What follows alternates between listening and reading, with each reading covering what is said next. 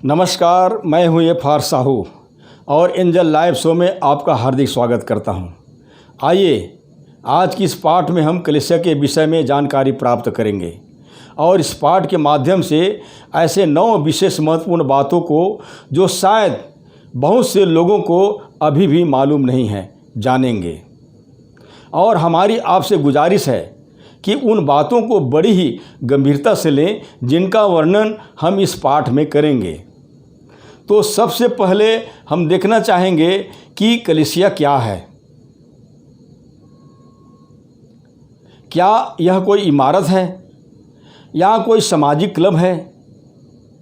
बहुत ही कम लोग हैं जो यह जानते हैं कि चर्च या कलीसिया क्या है। अधिकतर बहुत से लोग यह कहते हैं कि हम चर्च जा रहे हैं, मतलब उनका अपना अर्थ किसी इमारत से होता है और इसका मुख्य कारण होता है कलीसिया में अगुवाई करने वाले पास्टर या पासवानों के द्वारा चर्च बिल्डिंग को ही चर्च या कलीसिया करके बताए जाने की गलत सजेशन, जबकि यह केवल एक इमारत है। कलीसिया न तो राजनीतिक संस्था है और न यहाँ कोई मिशन भी नहीं है। जैसा कि कई लोग पूछते हैं कि आप कौन से मिशन के हो। ईंट पत्थर के बनाए भवनों को कलीसिया या चर्च मानना यह लोगों का एक गलत धारणा है। हाँ, उसे हम आराधनालय या प्रार्थना भवन कह सकते हैं। चर्च या कलीसिया शब्द यूनानी भाषा के शब्द एकलेसिया से आया है, जिसका अर्थ है बुलाए हुए लोग। रोमी के पत्री 1 अध्याय वचन 1 से 7 तक। कलीसिया का वास्तविक अर्थ है बुलाए हुए लोगों का एक झुंड या उद्धार पाए हुए लोगों की जमात, जिन्हें अंधकार के वश से छुड़ाया गया।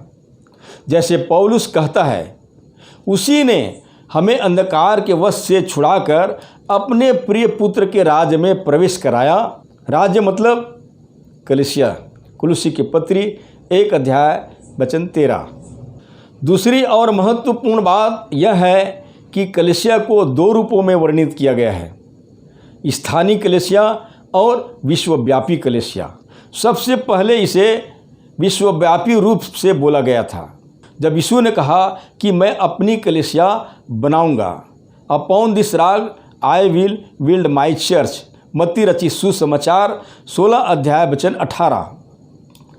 जब यीशु ने यह बात कही थी तो वह इसे स्थानीय कलीसिया के रूप में नहीं बोल रहा था। उसका अर्थ था विश्वव्यापी कलीसिया से। लेकिन जब कोई किसी स्थान पर रहते हुए उस स्थान पर सुसमाचार का पालन करके बपतिस्मा लेते हैं तो वह वहाँ स्थानीय कलीसिया का सदस्य बन जाता है तथा उस कलीसिया में आराधना करता है और कलीसिया के साथ कार्य करता है। और वह जहाँ कहीं भी जाता है वह उस स्थान पर भी मसीह की कलीसिया के साथ आराधना करता है, क्योंकि वह मसीह की कलीसिया का सदस्य है जो पूरे संसार में विद्यमान है। तीसरी बात हम देखना चाहेंगे कि कौन से ऐसे रूप हैं जिनके द्वारा कलीसिया को दर्शाया गया है। यह बात तो है कि इसे इस तरह से बताया गया है कि यह उद्धार पाए हुए लोगों से बनी है। पिन्तेकुस्त के दिन जब पतरस तथा प्रेरितों ने एक बड़ी भीड़ को सुसमाचार प्रचार किया था, तब लगभग 3000 लोगों ने सुसमाचार का पालन किया था और उनका उद्धार हुआ था, जिसे हम प्रेरितों के काम 2 अध्याय वचन 38 से 41 तक पढ़ करके समझ सकते हैं। कलीसिया को नए नियम में कई प्रकार से टाइटल्स दिए गए हैं, अर्थात कई नामों से भी परिभाषित किए गए हैं। उदाहरण के लिए इसे दाखलता, भेड़शाला, परमेश्वर का राज्य, परमेश्वर का भवन, मसीह की कलीसिया, मसीह की देह और दुल्हन। इसके विपरीत मसीह की कलीसिया न तो कैथोलिक है, न मेथोडिस्ट, न बैप्टिस्ट और न ही यह सांप्रदायिक है। चौथी बात हम देखना चाहेंगे कि कलीसिया के पहचान के चिन्ह क्या है। पहली बात तो यह है कि जैसे यीशु ने कहा था कि मैं अपनी कलीसिया बनाऊंगा। दूसरी बात यह है कि यीशु ने केवल एक ही कलीसिया को बनाया था और प्रश्न यही है कि उसने कितनी कलीसिया बनाई थी? केवल एक। और पवित्र बाइबल के अनुसार भी तो केवल एक ही कलीसिया है। इफिसी के पत्री 4 अध्याय वचन 4। और कलीसिया का आरंभ यरूशलेम में हुआ था और इस बात की भविष्यवाणी भी हुई थी कि कलीसिया का आरंभ यरूशलेम में ही होगा, जिसे हम यशायाह की पुस्तक 2 अध्याय वचन 1 से 3 और ओएल 2 अध्याय वचन 29 से पढ़ करके समझ सकते हैं। और जब हम प्रेरितों 1 अध्याय वचन 8 की ओर जाते हैं तो वहाँ हम देखते हैं कि यीशु ने अपने चेलों से कहा था कि वे पृथ्वी के छोर तक उसके गवाह होंगे। और प्रेरित 2 अध्याय में हम देखते हैं कि प्रेरितों ने यरूशलेम में सबसे पहली बार सुसमाचार प्रचार करना आरंभ किया और उसी दिन 3000 लोगों ने प्रभु की आज्ञा मानकर बपतिस्मा लिए। पांचवी बात यह है कि स्वयं प्रभु यीशु ही अपनी कलीसिया की नींव है, फाउंडेशन है। पतरस के यीशु का अंगीकार करने के पश्चात कि वह परमेश्वर का पुत्र है, प्रभु ने पतरस से कहा था कि इस चट्टान या अंगीकार पर अपनी कलीसिया बनाऊंगा। और पौलुस ने कहा था क्योंकि उस नींव को छोड़ जो पड़ी है और वह यीशु मसीह है, कोई दूसरी नींव नहीं डाल सकता। पहला कुरिन्थी के पत्री 3 अध्याय वचन 11।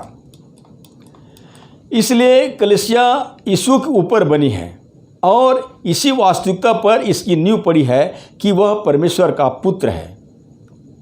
यह बात आज भी उतनी ही सत्य है जितनी कि उन दिनों में सत्य थी। यदि कोई यीशु को झूठा ठहराए तो कलीसिया कभी भी स्थिर न रह सकेगी, परंतु यीशु को कोई झूठा नहीं ठहरा सकता।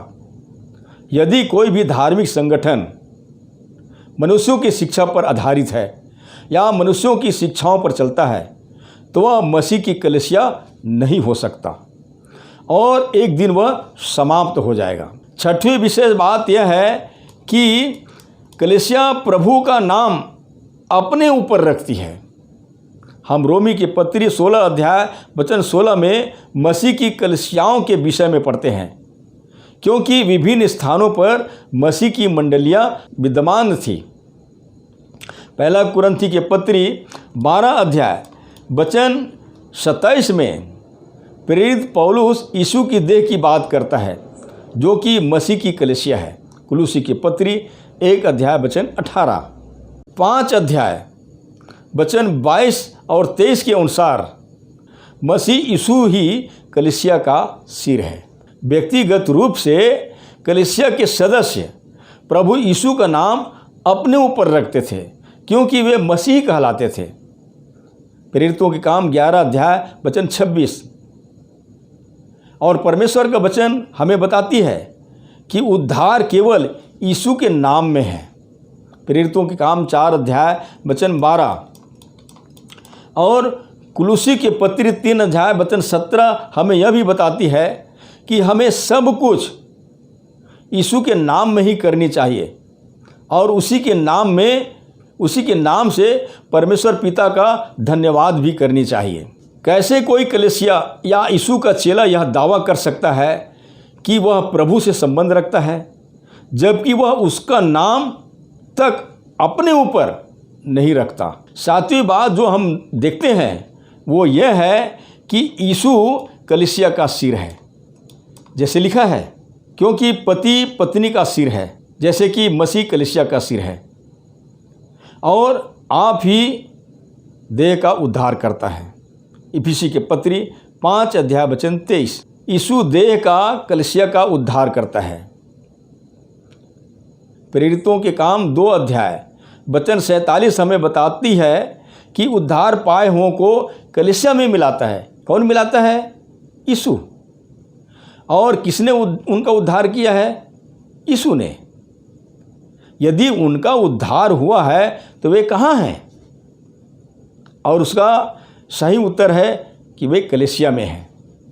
परंतु यदि वे कलीसिया में नहीं हैं तब इसका अर्थ है कि उनका उद्धार या तो हुआ ही नहीं है। और 9वीं बात ये देखते हैं कि यीशु ने कलीसिया के लिए अपने प्राणों को दे दिया तथा अपने लहू से इसे खरीदा है।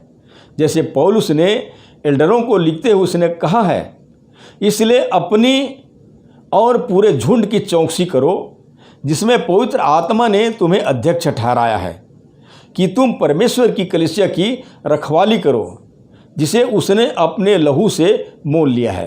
प्रेरितों के काम 20 अध्याय वचन 28। इसलिए कलीसिया महत्वपूर्ण है। अर्थात यदि कोई उद्धार पाकर स्वर्ग में जाना चाहता है तो उन्हें इसका सदस्य होना चाहिए,